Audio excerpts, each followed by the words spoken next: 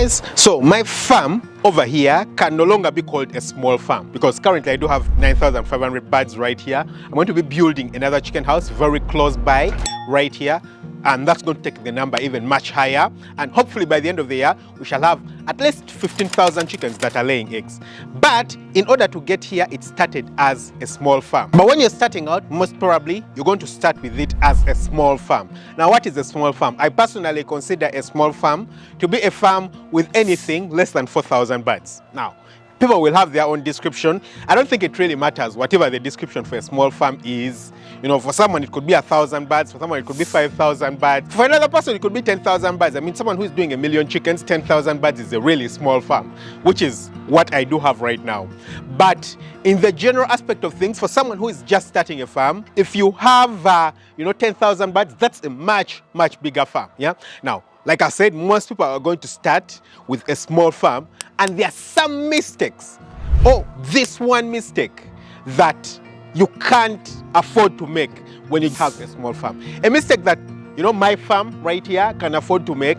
I personally don't make these mistakes, but you who is starting with a small farm, you cannot afford to make. And that mistake is being inefficient, yeah?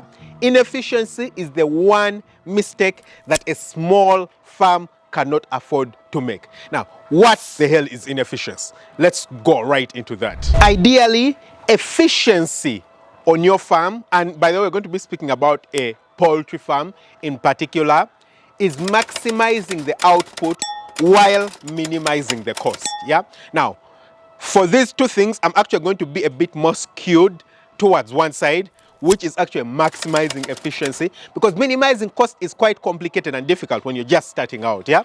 Very difficult. Now, there are a few things that you can minimize costs on at the very start. For example, the chicken house itself, you can minimize cost on the chicken house by constructing a cheap chicken house. Like you guys can see the chicken houses that I do have here. These are, constructed from poles and iron sheeting on the side, and the rest is meshing. They are actually constructed really well because they are well aerated, the birds are very comfortable, everything is, nice and organized. And as you can see, they're even 2 stories, yeah? Now, I'm minimizing cost in terms of, the structure right here, but that's not going to play a very, very huge role when it does come to, the efficiency of production, yeah? Now, how or what are the things that we mean by maximizing efficiency? Maximizing efficiency means maximizing the production, ensuring that the production on your farm is as high as possible, yeah?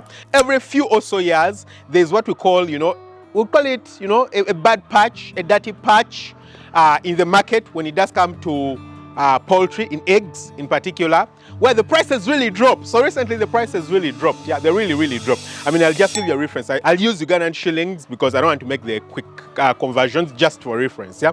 So usually I would sell eggs, let's say at 11,500 per tray. A tray means 30 eggs. But during our patch recently, I was selling eggs at 9,000, yeah? 8,500. That's really terrible, really, really terrible. Luckily, that's gone over, and now, the price has started going back up. I think I can even, confidently say that it is back up. But during that, dirty patch, if you are a small farmer who is inefficient, you're going to feel the beat. Now, a bigger farmer who is inefficient might not feel it as much as you because of 2 things. Number one, a bigger farmer, by the time they get big, they probably have 2 things that are on their side, yeah? The first thing is that most probably they already have way more money at their disposal, and what that means is that they have probably saved up a lot of money that they can utilize even in inefficiency. So in inefficiency, this is what usually happens. Your birds have been laying, let's say, at 80%. Now 80% for, let's say, a group of birds that's supposed to be laying at, let's say, 87% is actually quite inefficient. That's 7% off. 7% off in terms of money is actually quite an amount of money, yeah?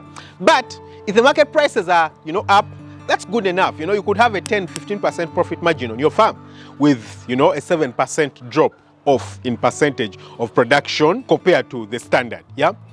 But if the cost of eggs or the price of eggs drops significantly, that 7% is going to mean a lot. That 7% could actually take you from your 10 to 15% profit margin into negatives. Yeah, it's going to take you into negatives. Now, if you're a big farmer, most probably you've saved some money. Yeah. Now, what going into negatives actually means is that, you know, if you've been buying feed, you might not be able to afford to buy feed for your chickens, yeah? And you can't imagine a farm where you can't afford to buy chickens. I personally do remember a time when I just started raising chickens. At that time, I can say I was inefficient, yeah? Because I just started raising chickens. Well, I wasn't really inefficient, but, well, I don't know. My chickens hadn't gotten into production, so I can't say I was inefficient, but I was inefficient in terms of my, you know, speculation and expectation, yeah? I thought the price of maize would be this, and it ended up being this. What that meant is that a period reached where I personally didn't have money to feed the chickens, yeah? So when I didn't have money to feed the chickens, I had to go and borrow money to feed chickens from, you know, some friends, yeah? Maybe 2 or 3 different friends. I had to borrow money. Mind you, at that time, I was earning about maybe $800 and something in terms of my salary, and all that was money I was injecting into the farm. I was barely eating, yeah? Everything I was earning was going into the chickens, but I also had to borrow money to feed the chickens. Now, that was a really terrible experience. Now, if that happens when your birds are in production, during production, the birds feed even more. If you don't have nice friends, like I personally had, you're in trouble, very big trouble, because what's going to happen is that you're not going to have feed for the chickens, and if your birds are laying at 80% and you don't have feed, you don't give them feed today, or you only give them half the feed, or you only give them, you know, terrible quality feed, what's going to happen is that their production is going to drop further. So tomorrow it will be, you know, instead of 80 to now come down to 78. Before you know it, you'll be at 60%, and then it is a positive feedback thing now. It's positive feedback, of course, in the wrong direction, because everything else you do, that just makes everything worse. And everything you do makes you, you know, you produce less eggs. Less eggs means less money. Less money means you even get worse products and, you know, less production, and everything just ends up being terrible. That is what happens if you don't have efficient production. And that's what's going to happen if your farm is inefficient, yeah? Now, there are a few things that lead to an inefficient farm, yeah? Things that lead to your farm not being able to produce as expected, yeah? What are some of these things? The first thing is not dealing with the feed properly. And I totally understand this, because feed is one of the most expensive things that any farmer can deal with. I mean, it can be really, really expensive, yeah? And I mean, feed takes up about 70–80% sometimes in terms of the cost of raising the chickens. Now, a lot of farmers want to make shortcuts on the feed because they feel like it's too much money. You know, I need to find another alternative. I need to, you know, reduce the cost on this. And so they make shortcuts when it does come to the feeding. That, though, becomes a problem. If you are a small-scale farmer, that's not a mistake you can afford to make. You can't afford to make a mistake of not giving the birds good quality feed. I understand that, you know, you probably have little money at your disposal, and this is going to, I mean, sound a bit paradoxical, considering I just said that you need to be efficient, because efficiency means, you know, maximizing productivity while minimizing the cost of production, yeah? But if you're starting out, I would rather, if you don't know exactly what you're doing, I would rather you spend as much as possible on the feed so that you maintain the production up. That way, you still have margins, yeah? I mean, the companies or the, you know, the people who make feed understand that, you know, you need to break even, yeah?